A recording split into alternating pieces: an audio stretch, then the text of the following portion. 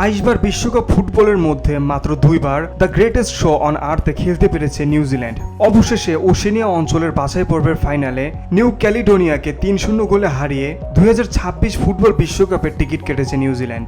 সবশেষ 2010 বিশ্বকাপের মূল পর্বে খেলতে পেরেছিল নিউজিল্যান্ড। অকল্যান্ডের ইডেন পার্কে নিউ ক্যালিডোনিয়া নিউজিল্যান্ডের ম্যাচের প্রথমার্ধ ছিল গোলশূন্য ড্র। 54 মিনিটে পিঠের চোট পড়ায় মাঠ ছাড়েন নিউজিল্যান্ডের অধিনায়ক ক্রিস উড। 1 ঘন্টা গোলশূন্য থাকার পর অবশেষে ম্যাচে পাওয়া যায় গোলের দেখা। 61 মিনিটে গোল করেন নিউজিল্যান্ডের ডিফেন্ডার মাইকেল বক্সাল।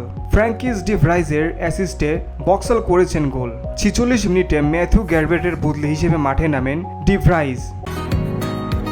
বসুন্ধরা, উত্তরা, বনশ্রী, কুড়িল ও বাড্ডা সহ রাজধানীর বিভিন্ন স্থানে অভিজাত ও অত্যাধুনিক মানের ফ্ল্যাট কেনার এক নির্ভরযোগ্য প্রতিষ্ঠান প্লেজেন্ট প্রপার্টিজ লিমিটেড।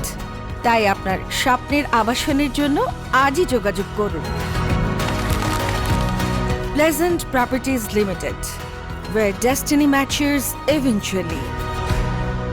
প্রথম গোল করার 19 মিনিটের ব্যবধানে আরও 2 গোল করে নিউজিল্যান্ড। এই 2 গোলই এসেছিল বদলি ফুটবলের পা থেকে। 66 মিনিটে গোল করেন কস্তা কার্বোরোসেস। তিনি উডের বদলি হিসেবে মাঠে নামেন। তাকে অ্যাসিস্ট করেন নিউজিল্যান্ডের ডিফেন্ডার টিম পেইন। নিউজিল্যান্ডের তৃতীয় গোলে অবদান রাখেন বারবারোসেস। 80 মিনিটে তার অ্যাসিস্টে গোল করেছেন এলিজা জাস্ট।